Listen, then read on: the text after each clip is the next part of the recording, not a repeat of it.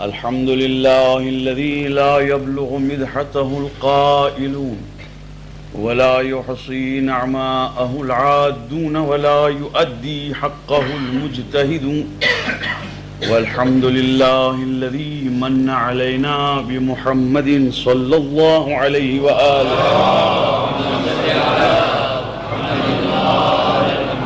وبآله الطيبين الطاهرين المعصومين واللعنة الدائمة على أعدائهم ومبغضيهم وغاصبي حقوقهم من ليلنا هذا إلى يوم الدين. أما بعد، فقد قال الله سبحانه تبارك وتعالى في الكتاب المجيد والفرقان الحميد: بسم الله الرحمن الرحيم. إن تنصروا الله ينصركم ويثبت أقدامكم. صلوات.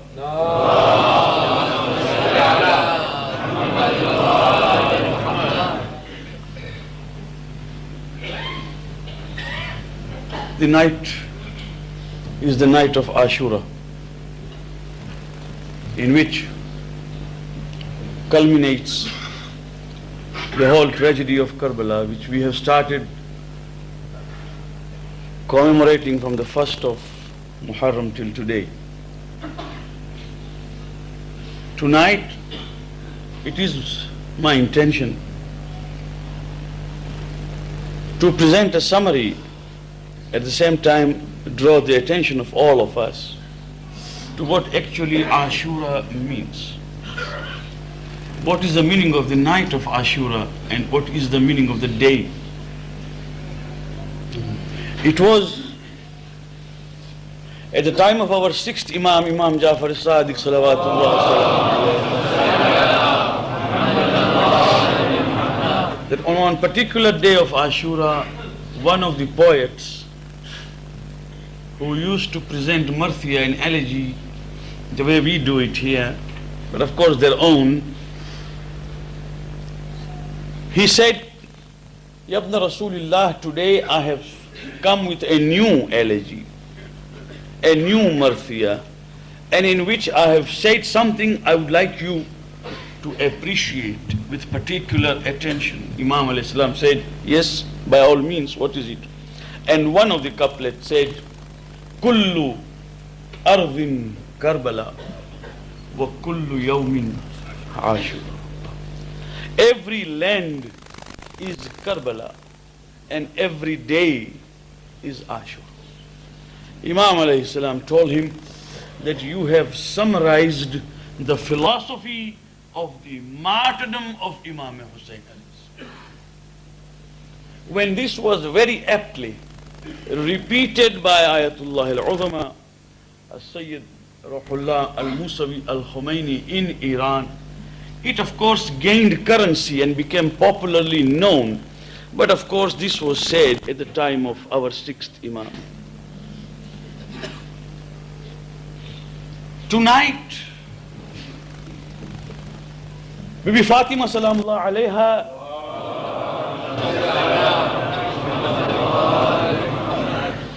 is in Karbala. And I remember to have read the life history of Ayatollah Khomeini before even he came to Iran. He used to live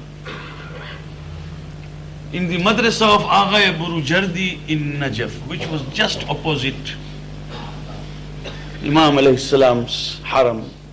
There was a gully, and there used to be a madrasa Agha Burujardi where he used to live. It was a day of wafat of Bibi Fatima Salamullah alayha, 3rd of Jamadi Thani.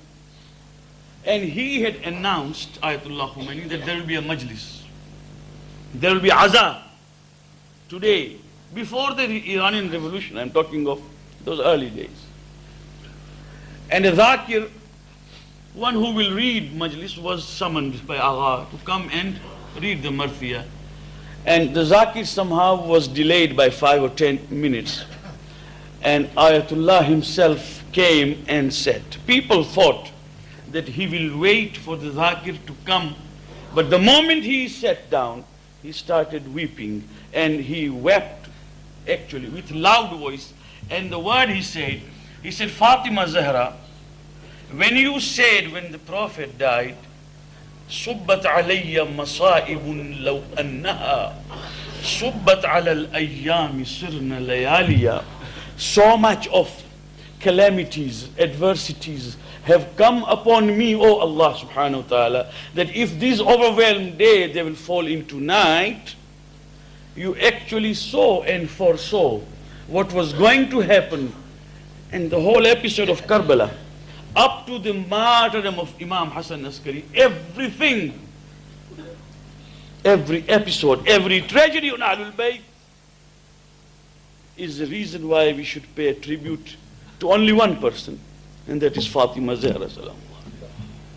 Her children and her grandchildren and her family has suffered for the sake of this particular cause.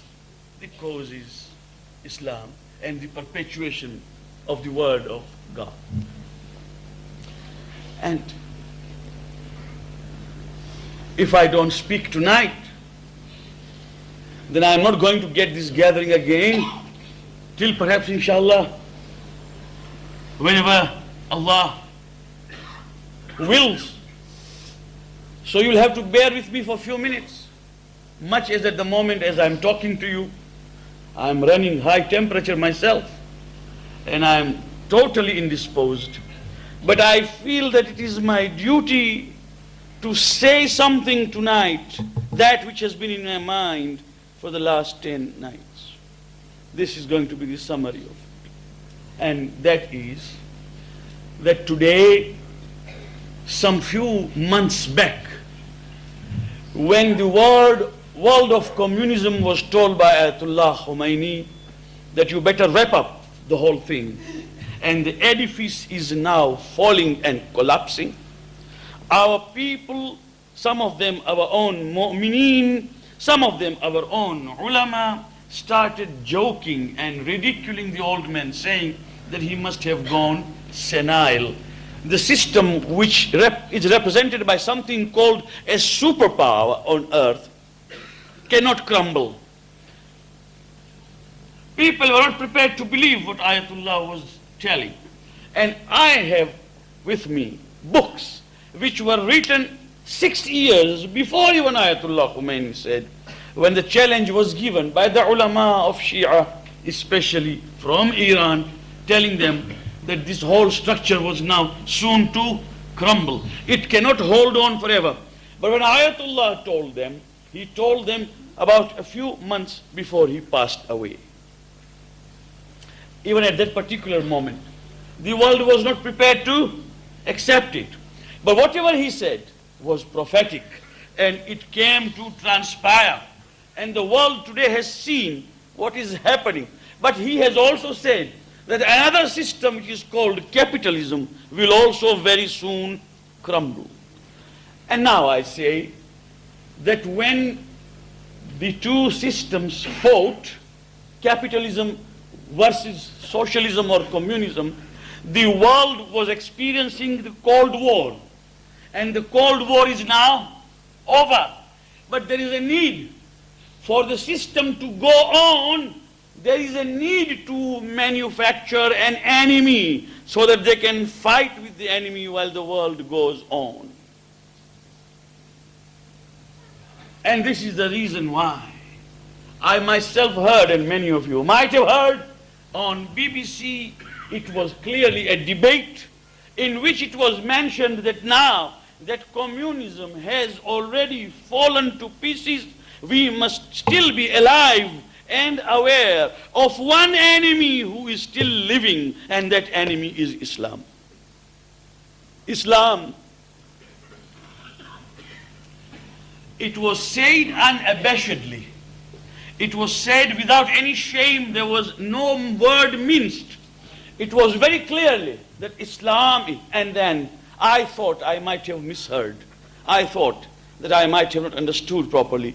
But then in the Times here in London, on a Sunday editorial, there was a total editorial complete in which it was mentioned, and that I have in myself, my own record, and you might be having, in which he has The editor has clearly said that as long as Islam lives, and it lives, there is an enemy who must be reckoned with and who cannot be underestimated. And then there is a very, very important small paragraph in it. Most of us might have even skipped over it without noticing, especially as long as the Shiite school exists.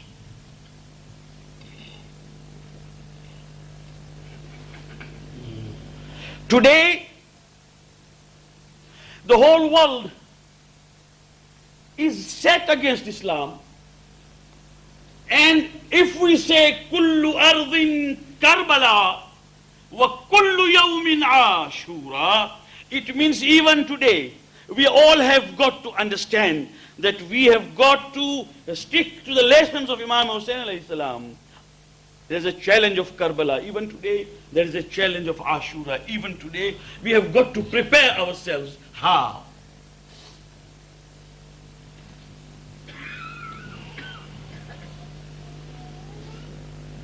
In 1963, a memorandum came from the then Ba'athist party, which was still not in power.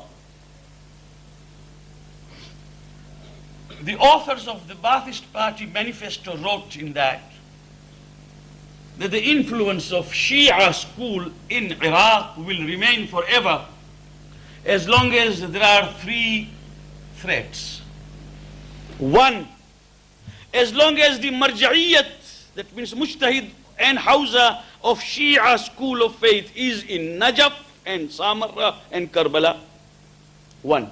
Two, as long as the shrines of their imams are in Iraq. Two, as long as 70 to 80% of the people of Iraq profess Shiite faith. This was in 1963. They came to power ultimately in 1968. And this is now 1991, in which they have implemented everything which they wanted to do. Today the shrines have been desecrated, Marja'iyah is under house arrest, ulama are not known where they are, and the Shiite population is being massacred. There is a general genocide. And right under the Haram in Iraq, we can see those big letters written, La Shi'ata ba'da al-yawm. After this day, no Shia in Iraq.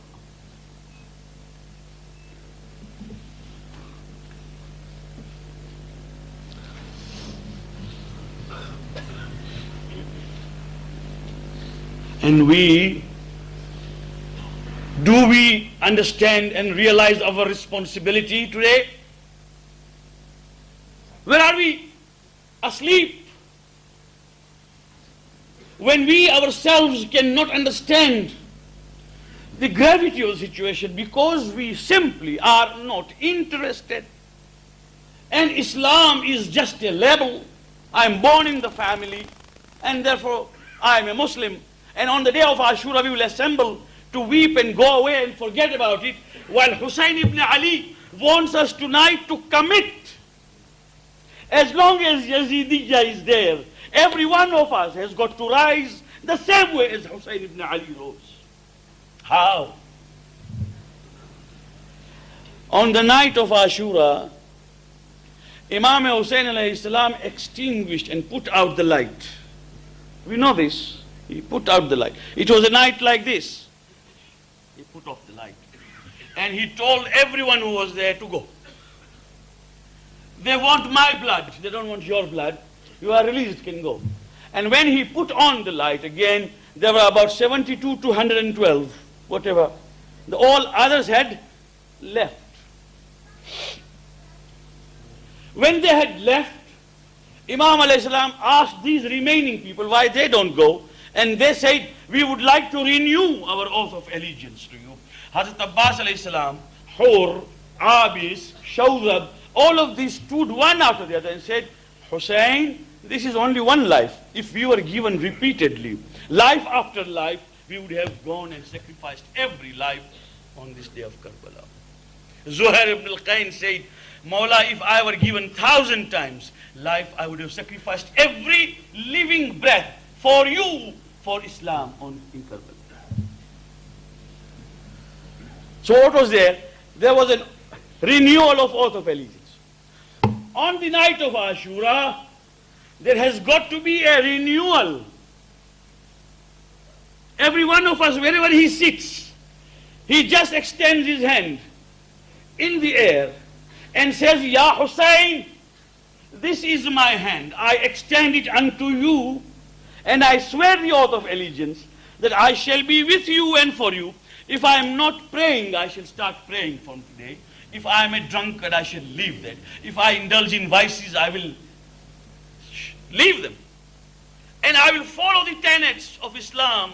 I promise you, Hussein ibn Ali, and I will try to learn. This is one thing.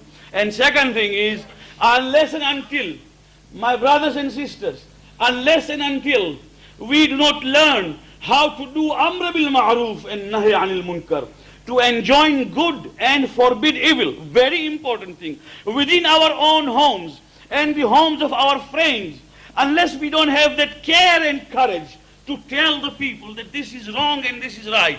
Not to say that we are interfering in anybody's personal lives, no. But to be able to tell with care and courage and love to guide the families onto the right path. Unless every young man becomes a missionary of Imam Hussain alayhi salam, there can be no solution to this problem.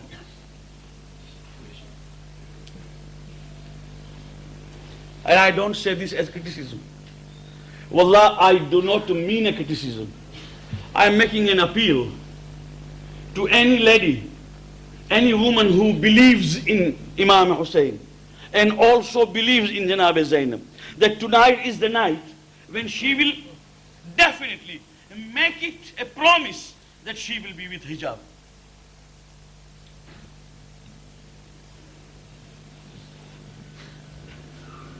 When this happens, when the thing spreads, not only in Majlis, when it spreads from home to home, from man to man, from mouth to mouth, then it becomes a revolution, because the world has already been told that there's going to be a new order. President Bush has already said there is going to be a new order. In Persian they call it Nizam and Naween. In Urdu they say Nizam and Now. It's a new order. What is going to be the new order? The new order is that there cannot be a recurrence of Islamic revolution again in the Middle East.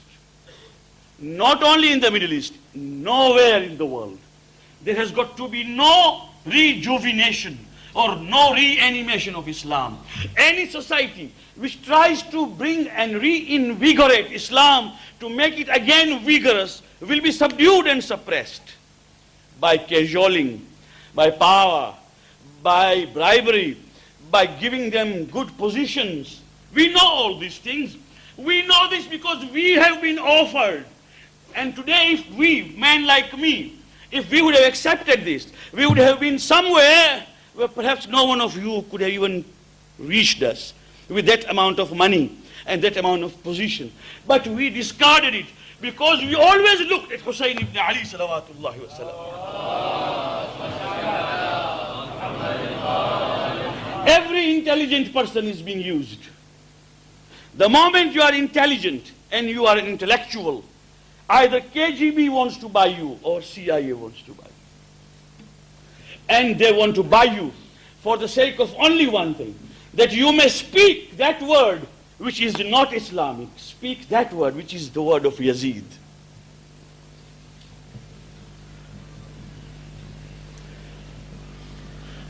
So, Ashura is the night of popular revolution. I cannot reach every home, you cannot reach every home, but I can reach my friends, I can reach in my neighborhood, I can reach some families. And if I don't tell them, when I see something is wrong, and I keep quiet, and I expect that inshallah everything will be alright in the Imambara, while the Islamic teaching is being ignored, what do we expect then? Then the Karbala and Najaf will be desecrated. Ulama will be inside. Everything will go from the map. What we will do at the most is send some checks for helping them and donation and forget about it. How can I forget that? Because in every heart of a mu'min there is a grave of Imam Hussain alayhi salam. And when they desecrate it there, we feel it. When a marja is being humiliated and humbled, we know that Imam Zaman alayhi salam is crying there. And we just want to pass comfortable life on the day of Ashura. This is what Imam Hussain alayhi salam said. An-nasu abidud dunya.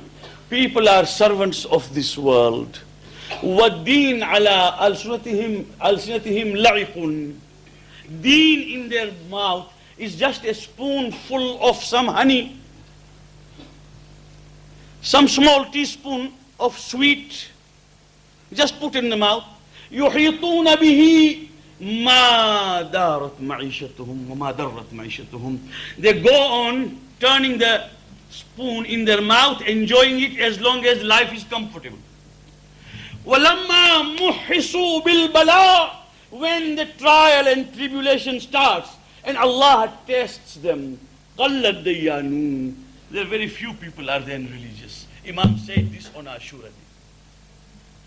We want to understand our religiousness and religiosity only by the comfort we enjoy. We will have to change, and the change has got to be popular. How? By Amr bil Ma'ruf and Nahy anil Munkar. When the British government started monopolizing the tobacco in Iran, it's about 100 years ago, and Nasiruddin Shah Qajar at that time came to England. And can anybody believe that a king who came to England for his official journey spent that much of money that there was no money left in the Iranian treasury? Can anybody believe? Because he was put to all sorts of comforts, drinking parties, dancing parties, the things which he had never seen in Iran. And everything was, of course, debited to him. When he was going back, he knew that he will not be able to even maintain the country for even a day. At that time, he entered into a monopoly agreement. Tobacco, everything of tobacco, the growth of tobacco, the farms of tobacco, the last product, finished product of tobacco, everything monopoly to British government. And how much did he get in those days? It is said 25,000 pounds royalty per annum, plus some share. When he came back and he told the people, and of course the British government did not take the monopoly in the government's name, it was done in the name of Major Talbot. And when he came in, together with the people who were supposed to be the engineers, who were supposed to be the workers, there came in some of those who just came to brainwash. They used to stand before the Haram of Masuma Qum. They used to stand before Shah Abdul Azim and ridicule the people who came for ziyarah. They came and even sometimes pulled down the hijab of the ladies who were coming there. The British people. But they all came under the guise of engineers and workers. Gradually, the Iranians were being brainwashed into becoming atheists and irreligious.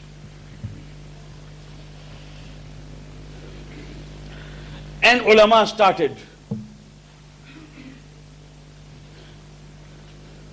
In those days, Jamaluddin Afghani was in Basra. From Basra he wrote a letter. I have a copy printed of 2 letters which he wrote to Mirza Hassan Shirazi, who was the Mujtahid, the A'lam in Samarra. He wrote to them in the second letter. The first letter, of course, Agha was still trying to investigate. In the second letter he writes, Agha, the destiny of the people is in your hands. There is a sellout. It is not only the monopoly of tobacco, it is not only political, but everything goes together with it.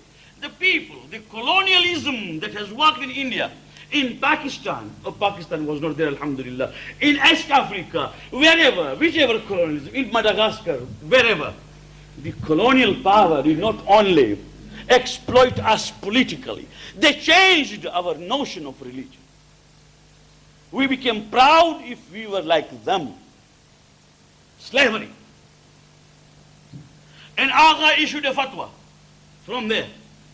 That fatwa is, of course, one line only to say that from today, the use of tobacco in every form whatsoever is tantamount to fighting Imam Zaman. When he said that, there were no photocopiers then. There were no tape recorders then. But the moment his fatwa came, within no time, people copied it and they spread it like wildfire. And in every home, that fatwa was there. And people, this is what I want to say, when Amr bil Ma'ruf is there, when people respect religion, when people respect ulama, when people respect their Amr bil Ma'ruf and Nahy anil Munkar, people brought out packets of cigarettes and threw it off. And those who were accustomed, addicted to hookah, they broke their hookahs.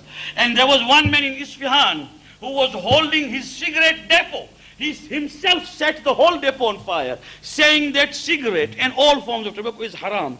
The British government would not understand this, that a mujtahid not in Iran, sitting in Samarra, Iraq, can do this. The use of tobacco in Iran came to a total standstill.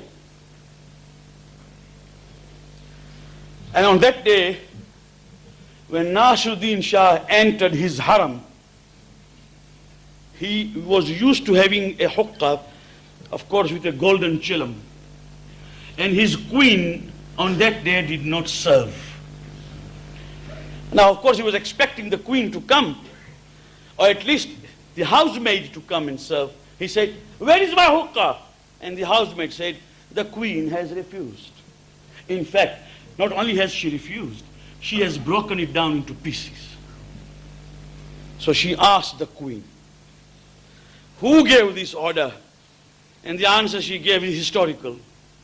She said, "He has given the order who made me halal for you." He has given the order who made me halal for you. When he read nikah, I became your legitimate legal wife. Today he says this is haram, this is haram. Even if you are a king, you will not be able to smoke. It was only then that the king came to know that the force behind this is so great that even the British government had to withdraw and the monopoly was cancelled. Well, when the governments can change, when the countries can be rescued, this is what exactly in Astana of Turkey, in presence of that king Abdul Halim, Jamaluddin Afghani was brought there. And Jamaluddin Afghani was at that time having a small tasbih like this in his hand, and he was actually playing with his beads. Somebody said, "Jamaluddin Afghani, you cannot do like this and play with the beads in presence of the Khalifa and king, because you have got to be all attention." And Jamaluddin Afghani said, "A man who is playing with the destiny of millions of Muslims, nobody tells him, if I play with few beads, what is wrong in that?"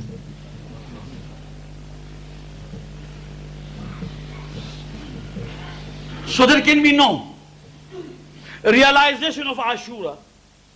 I'm not asking for anything except realizing that we are Muslims, we are muhibbeen of Alu Muhammad, we are Shi'as, and in our day-to-day lives, we have got to change.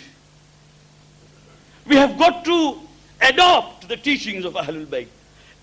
No power on earth can buy us, and we should not allow to be bought. And when the time comes, each one teach one. Each one teach one. And tonight, inshallah ta'ala, there's going to be a program, for example, here. Due to my indisposition, I would not be able to attend, but I have all confidence in the knowledge of my friend and brother, Haji Murtaza Laka. I only wish that the young people sit and have the maximum benefit of his knowledge. Ask him questions. You will know about Ashura. You will know about the philosophy behind it. You will know the meaning of it. And then we all become soldiers of Imam alayhi salam. That is the meaning of Ashura. May Allah give us tawfiq. Wassalamu alaikum wa rahmatullah.